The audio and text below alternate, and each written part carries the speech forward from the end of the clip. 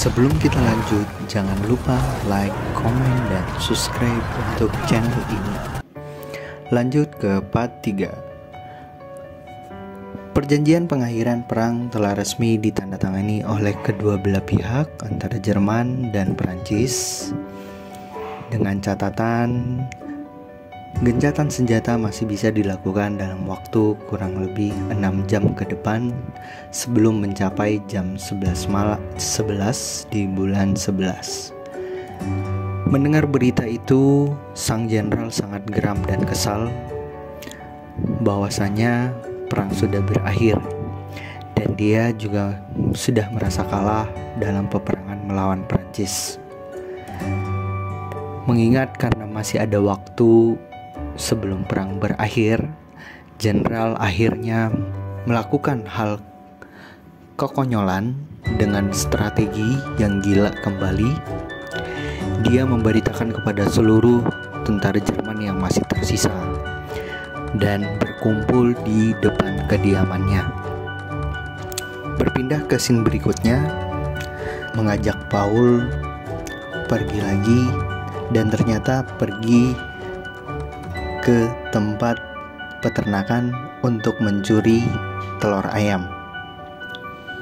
Namun Paul masuk ke dalam, ternyata anak itu sudah mengetahui dan mengunci Paul di dalam peternakan. Tetapi dia masih bisa lolos dan dia kabur bersama Cat.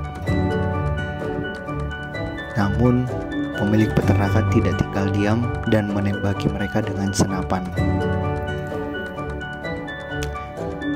Mengingat anak pemilik peternakan sangat kesal karena ulah mereka,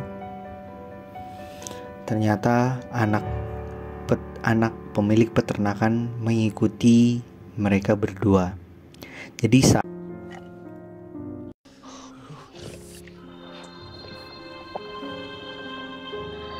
Cats pergi buang air kecil, anak tersebut ternyata sudah ada di belakang Cat. Jadi saat Cat menoleh ke belakang, ternyata anak tersebut sudah memegang senapan dan langsung menembak Cat. Paul mendengar suara tembakan tersebut dan dia menghampiri Cat. Tanpa disadari ternyata perut dari Cat sudah terluka akibat tembakan dari anak kecil tersebut. Paul pun mencari bantuan dan membawa Cat ke kamp penampungan atau ke dalam kota. Sesampai di kamp, Paul mencari tim medis. Saat tim medis menolong Cat dan ternyata Cat sudah tidak bisa tertolong dan dia tewas seketika di dalam camp. Paul pun sangat sedih mengingat teman seperjuangannya di masa perang ternyata sudah tewas di kediaman sang jenderal. Para tentara pun sudah berkumpul dan mendengarkan ceramah patriotisme dari sang jenderal.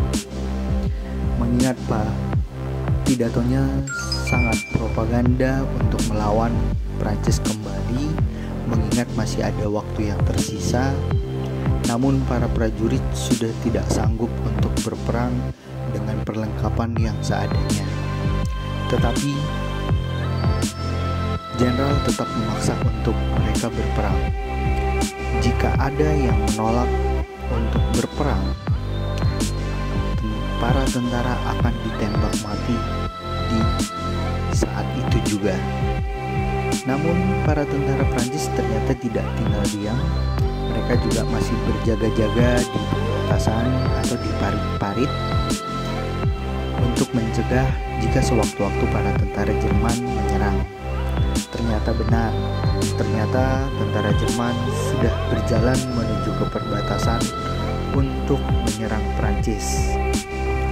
Mengingat waktu yang sangat masih terbatas ataupun waktu yang masih tersisa sekitar 15 menit lagi, Jerman sudah menyiapkan perlengkapan perang dengan seadanya dan mereka berjalan secara diam-diam, berjalan mendekati perbatasan parit-parit. yang sudah dipenuhi oleh tentara Prancis yang sedang beristirahat.